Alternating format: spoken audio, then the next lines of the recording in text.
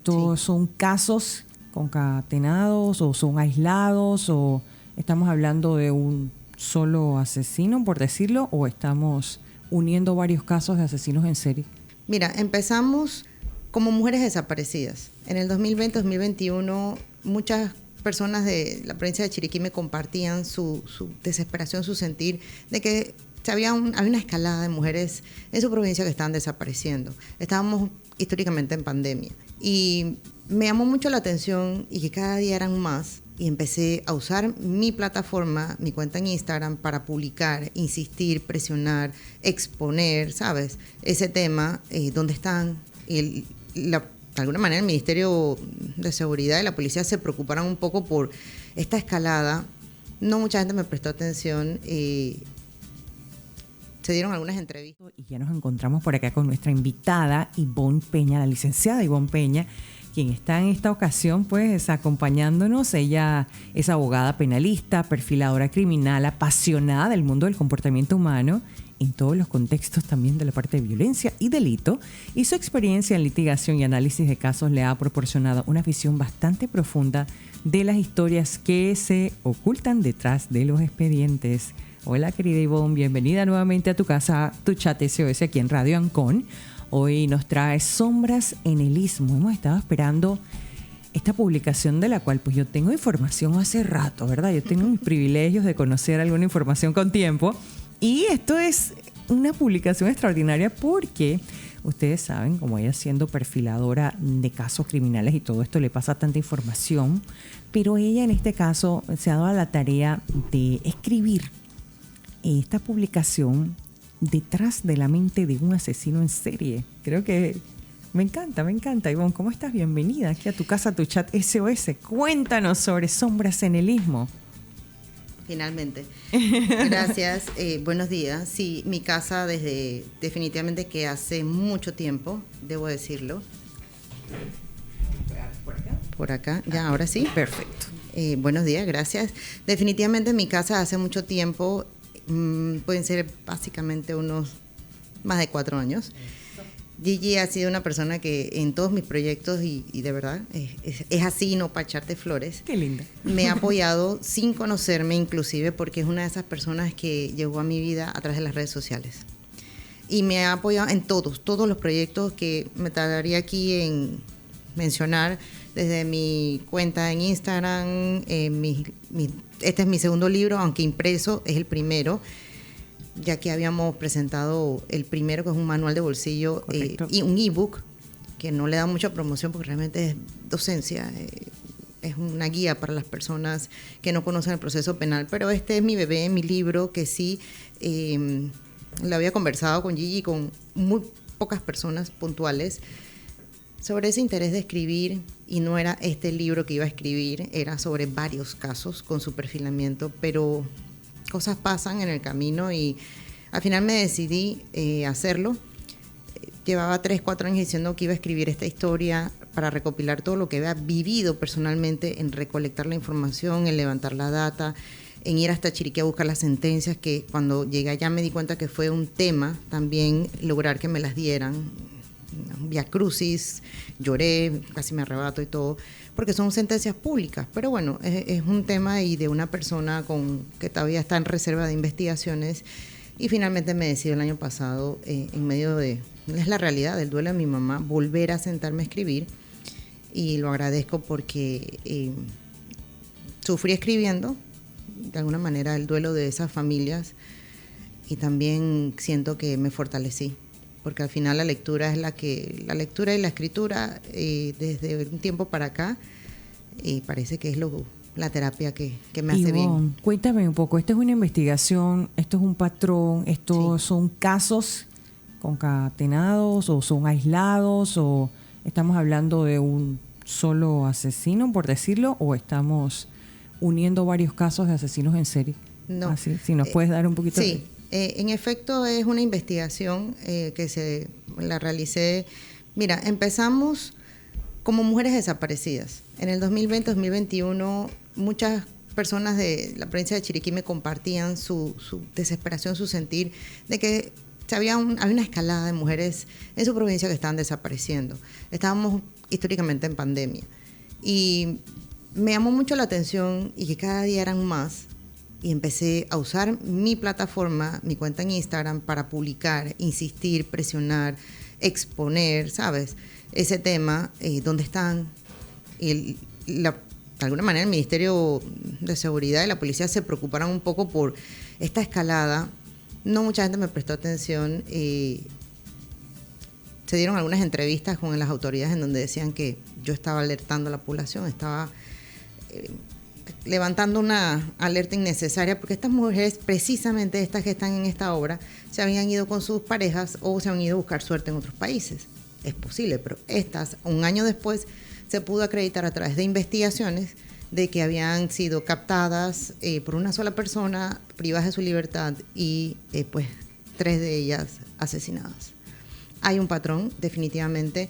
En ese momento se estaban viendo como casos aislados, lamentablemente, pero hay un patrón de conducta, hay una serialidad que no se había pues evidenciado en ese momento, por las razones que sea, y la mayoría de las veces se decía que en Panamá no hay asesinos en serie, que esto no ocurre aquí, que es anormal, que aquí no hay trata de personas, que aquí nadie se desaparece porque sí. Y hemos empezado a normalizar, invisibilizar y a minimizar este tipo de situaciones. Wow, y todo esto en Chiriquí, la provincia de Chiriquí puntualmente. Sí, los 4 casos que están de alguna manera narrados en esta obra son todos en Chiriquí, todos guardan relación con la misma persona, el mismo agresor, el mismo condenado, porque lo está. Muy poca gente habla de este tema, muy pocas personas conocen de estos casos. Llevo años compartiéndolos desde que eran mujeres desaparecidas, ahora definitivamente pues espero que descansen en paz de alguna manera. Y es parte del true crime panameño, pero claro, este caso, de todos los que crean contenido en YouTube, en otras redes de videos, hablan de los mismos casos de siempre. Y definitivamente que este es uno de los que creo que nadie, aparte de mí o quizás otra persona, haya podido alguna vez comentarlos. Mira, de tantos, a mí me encantan las series a los true crime, todo lo que tenga que ver con asesinato, es porque me fascina la manera en la cual, primero que la policía descubre, ¿verdad?, cómo todo sucedió, la tecnología que se utiliza, pero también qué hay en la mente del asesino. Uh-huh. En este caso, estamos hablando de este señor José Alberto Atencio. Sí. ¿Quién era él y por qué tenía ese comportamiento? ¿Por qué pasó desapercibido con tanto tiempo? Él estaba metido... Totalmente. Él tuvo un periodo de enfriamiento impresionante entre el 2012 y el 2018. El 2012, cuando tuvo su primer caso, y lamentablemente fue archivado por la Fiscalía porque consideraban que en ese momento no había elementos suficientes. Considero que sí, pero yo no era la fiscal en ese momento investigando. Habrán tenido sus razones. Se fortalece tanto que vuelve en 2018 con otros delitos y definitivamente en lo que era muy puntual en el 2020 con las mujeres chiricanas. Mira, dentro del libro, definitivamente que no hablamos, para serte sincera, de él como asesino, de los detalles crudos, el morbo de cómo fallecieron las víctimas, porque realmente esta es una obra que quise enfocarme en la prevención, en las víctimas, su familia, el duelo, lo que el Estado dejó de ver, la serialidad que vieron estos casos, los investigaron de forma aislada y no con un patrón, y porque obviamente esto le permite a él introducirse nuevamente en la sociedad como si nada. Y un tema, cuando hablas de casos aislados, bueno, cuando sucede en la misma área. Sí. Y no debe ser difícil conectar los puntos. Bueno, es que de eso trata el libro, de lo que dejamos de ver, de lo que dejamos de conectar, de quizás en ese momento la falta de información, de capacitación, de tantas cosas o de compromiso o interés.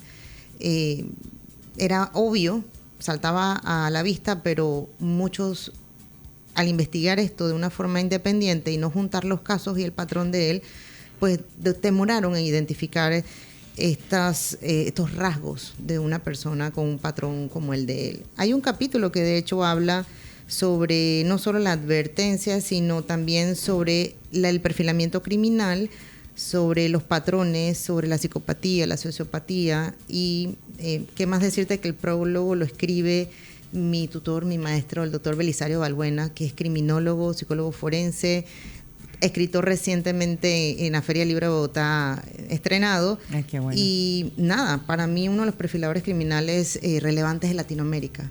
Mira, hablas aquí en el libro algo muy importante. Bueno, es mucha información, no tenemos mucho tiempo en esta mañana, pero quiero ir directo a lo que es la parte de mujeres, hablar y enfatizar, porque lo que estamos haciendo es educando también sobre algunos patrones también que pueden ayudar a reconocer estas señales de alerta y prevenir a nuevas víctimas, sobre todo para las que están en el interior del país, ¿no? Que me imagino que el nivel de incidencia es un poquito más alto allá. Totalmente.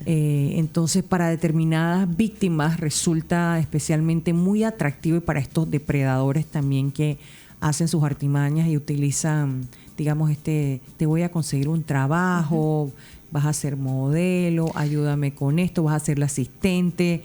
Hoy día con redes sociales, WhatsApp, plataformas digitales, escribe aquí, te mando un link, ven a la visita, la entrevista es acá, ven sola.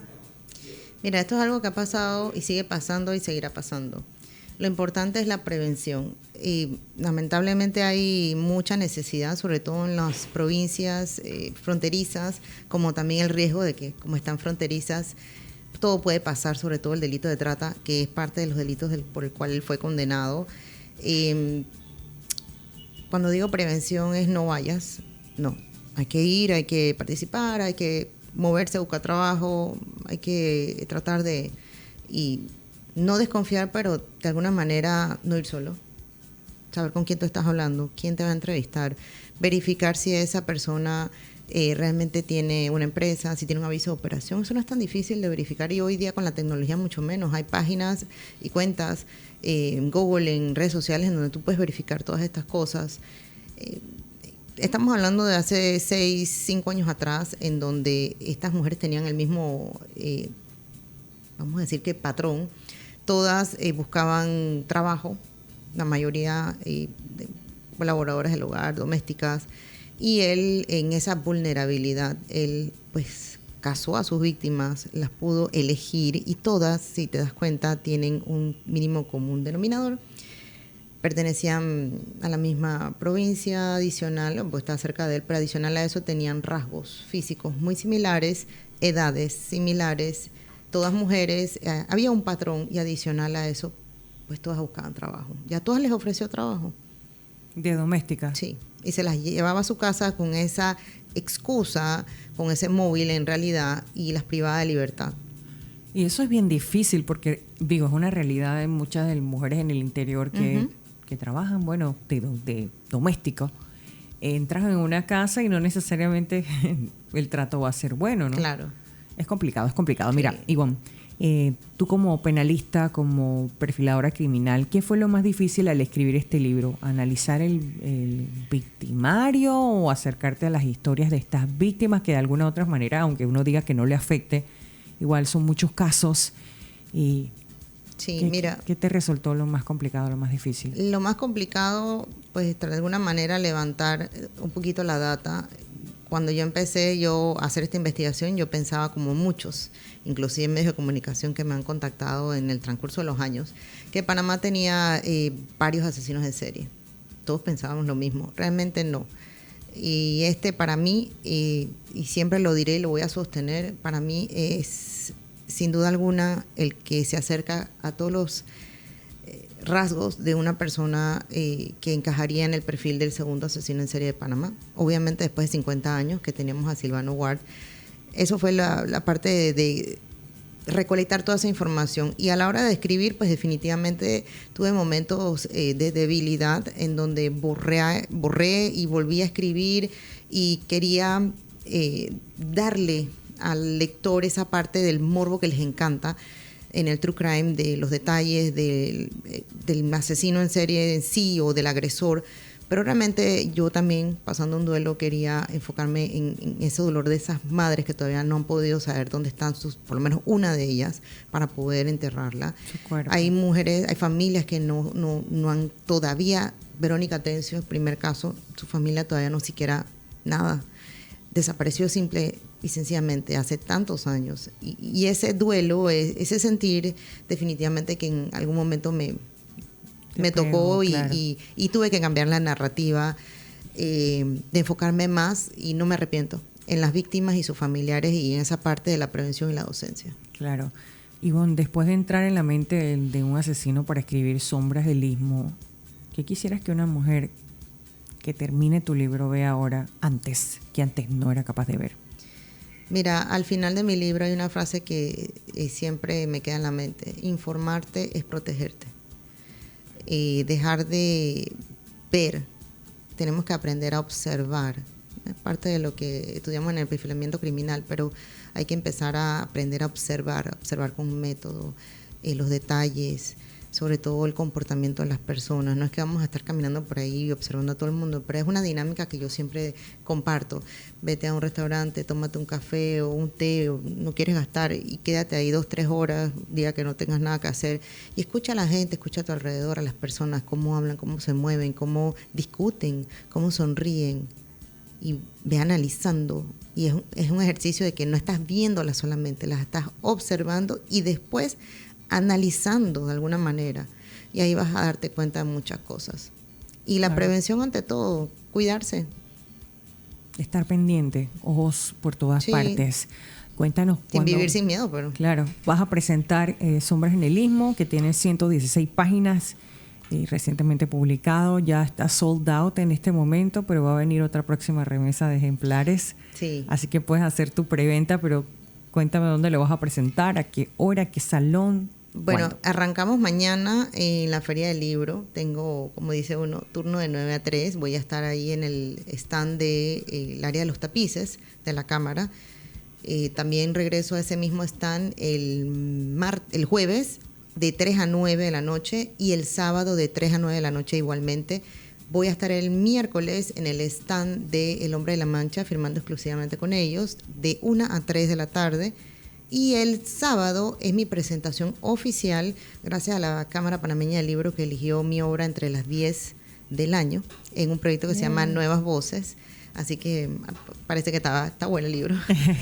Excelente. Y es de 1 a 2 de la tarde en el Salón Cuna, con mi moderador, que va a ser Félix Chávez. Maravilloso, de verdad que te auguramos éxito en la presentación del libro. Es muy interesante conocer desde el fondo, digamos, desde un punto de investigación, ¿verdad? Sí, con una narrativa de novela. Con una narrativa de storytelling, eso te iba a preguntar, sí, ¿verdad? En realidad eso fue lo que me recomendó mi editor, que en ese momento estaba, pues era el editor jefe de El Hombre en la Mancha. Hoy día César Aguilar pues se ha abierto en su empresa, en su editorial, así que me adoptó. Y eso fue lo primero que me recomendó, importante para poder llegar donde yo con mucho tropiezo he llegado, es tener un buen editor. Ya que tuve a César en la transición de él, de su nueva empresa, nos perdimos contacto, tuve una serie de tropiezos desastrosos. Esta obra ni siquiera iba a existir. A raíz de todo esto me volví a encontrar en ese proceso a César. Y bueno, pero lo importante es que ya está lista, sí, y mañana disponible en la Feria del Libro. Ivonne, recuerda las redes sociales para la audiencia, que te sigan. Cuando tengas una próxima, no sé si en la feria, pues vamos a poder comprarlo en la feria. Sí, acabo de recibir otro tiraje. Gracias a Dios. Sí, no lo esperaba realmente. Bueno, tenía una expectativa alta, pero tampoco así. Agradezco muchísimo el apoyo de mis seguidores y todo el que pues ha comprado la obra. A partir de mañana pueden comprarlo en la feria hasta el domingo, y después del domingo que acaba la feria, pues definitivamente, si no me equivoco, El Hombre de la Mancha va a estar vendiéndolos, no sé si en una sola sucursal, en varias. Voy a preguntar, desconozco esa parte. Ok, redes sociales y nos despedimos. Sí, redes sociales, Instagram, @LegallyAmazingWorld. Ahí me pueden encontrar, o ponen en la barra Ivonne Peña. Bueno, ya saben, con la licenciada Ivonne Peña. Éxito, amiga. Gracias. Te queremos mucho. Yo también. Sé que va a ser maravilloso tener la oportunidad de conocer este storytelling de primera mano, aparte que es un tema que en Panamá no es algo común. Hablar sobre asesinos en serie y conocer la historia nos acerca más a la prevención. Gracias a toda la audiencia por conectarse en esta mañana de Tu Chat SOS. Gracias, Diego, en controles. Nosotros estaremos aquí mañana a las 10 en punto en nuestro martes Extra SOS. Soy Gigi Tubos. Que tengas excelente día.